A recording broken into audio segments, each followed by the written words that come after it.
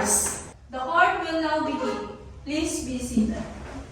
This is the case of the people of the Philippines versus suspect Denver Mateo and Andre Pactolorin. Regarding the tragic death of Desiree Saldivar, prosecution to proceed with their opening statement.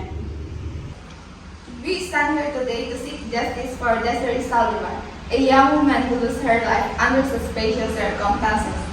Desiree was found dead in a hotel room on November 15, 2024, after attending a party with a group of friends, though the defense may try to argue that her death was natural.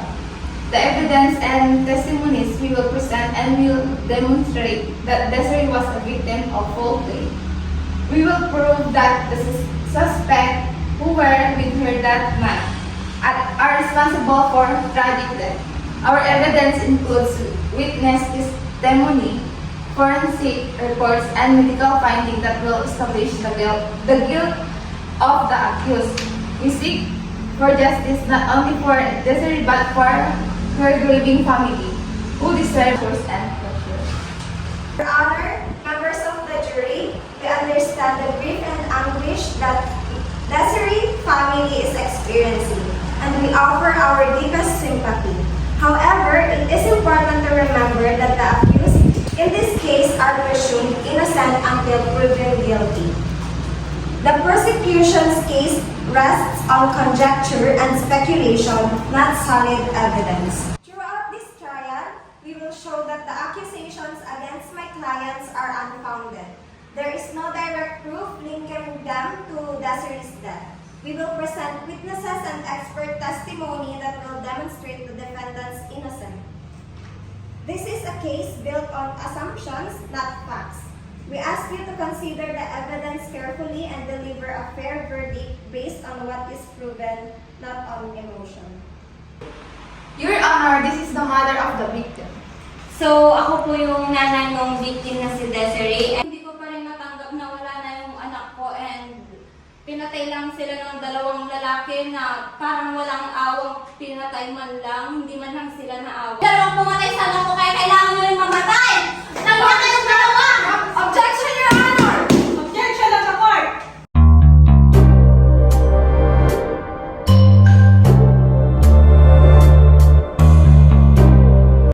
Your Honor, this is the witness of a witness.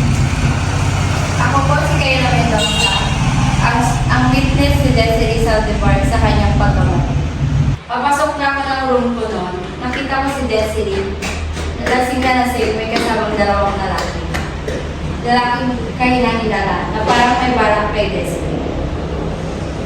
Papasok na ako ng room ko noon at hindi ko na alam kung ano nangyari. Pero namumukhaan ko yung dalawang lalaki yun.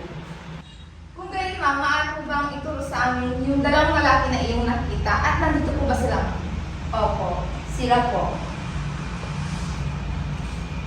Unang katanungan ko sa'yo, paano mo nakilala si Desiree Saldivar? Desiree Saldivar. 1 week po ako nag-vacation dito and nakita ko po siya. Kung nakita mo si Desiree Saldivar na lasing, bakit hindi mo siya kinausap? Or bakit hindi mo siya niyaya sa kwarto mo instead of kasama niya ay mga lalaki? Hindi ko lang po siya nilapitan kasi akala ko po barkada niya yung mga lalaki. At matagal na din po kami hindi nag-uusap. Sa pagkakatanda mo, anong araw at oras mo silang huling nakita? Nakita ko po sila noon, noong November 15, 2024. Mga midnight na po yun, mga 1 or 2. Saan ka galing ng mga oras na yun? Galing po ako dun sa labas. Kasama ko po yung mga friends ko. Papasok na po sana ako ng room ko. Nang nakita ko po sila. Nakakasigurado ka bang sila ang nakita mo? Opo. Your Honor, I have proof. Ito ang kuha ng CCTV na nagpapatunay na silang dalawa ang kasama ni Desiree bago ang naganap ang krimen.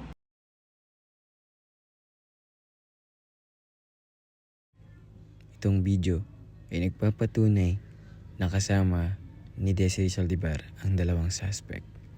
Ngunit itong dalawa ay umalis at pumunta dun sa kabilang kwarto. at sumunod itong si Desiree Saldivar. Makikita ang oras at ang araw kung saan nangyari ang krimen. At nakita mo si Desiree na may hawak na sandals na lang. At inalis niya ito. Sa kabilang banda, dumaan sa 1:30 ng gabi. At merong isang lookout dun sa may pintuan. At hindi iyon napansin ni Desiree. At yakap-yakap ito ng isang lalaki. Dalawang lalaki naghihintay lamang ng tiyempo upang magawa ang isang karumal-dumal na krimen na sinapit ni Desiree Saldivar. Sinamahan ko po si Desiree, pumunta sa kanilang hotel, kaming dalawa ni Andre. Tapos po noon, iniwan na po namin siya sa loob kasi nga medyo lasing na po siya at hindi na po alam ginagawa niya. Nung panahon na yun, pumasok po siya sa loob, lumabas na po kami at hindi na namin po alam kung ano nangyari sa kanya. Wala magkakasama kami, hindi ko na po alam yung mga nangyari doon kasi lasing na rin po ako. Nung umalis ka, bakit may nakitang evidence na kalat-kalat yung kwarto at mayroong nabasag na mga base? Dahil po siguro sa kalasingan ni Desiree, hindi niya po kasi alam ginagawa niya. Kumaga, nababaliw na siguro kaya nagawa niya. At kung mas malasing ka, bakit ka pa sumama sa kanila para ihatid si Desiree? Ang balak lang po kasi namin doon, ay hatid lang po namin siya at umuwi na. Yun lang po.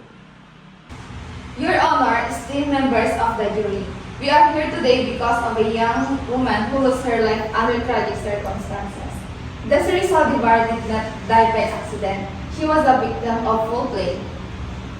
And the accused, despite their denials, were involved in actions that led to her ultimate death. We have presented witnesses and forensic evidence that point to the guilt of the accused.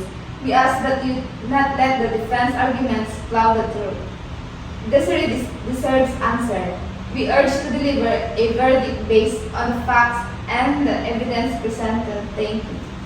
Your Honor, esteemed members of the jury, we have presented our case and we trust you have carefully considered all the evidence. The prosecution has failed to provide concrete proof that any of the accused were responsible for Desiree's death. What they have presented are just assumptions and conjectures, not facts. We ask that you base your decision on the evidence, not on emotion. My clients are innocent, and we trust the court will find them not guilty. Thank you. Sa ngalan ng batas at sa Republika ng Pilipinas, si Denver Mateo at Andre Pactolorin ay hinahatulan ng panghabang buhay na pagkakakulong. Ayon sa Article 248, case closed.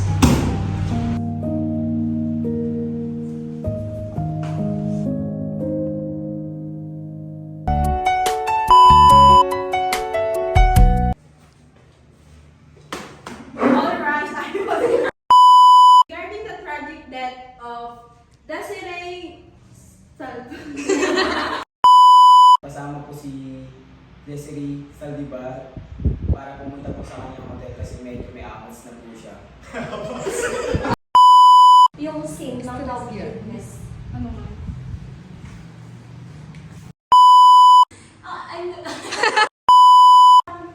Objection, Your Honor.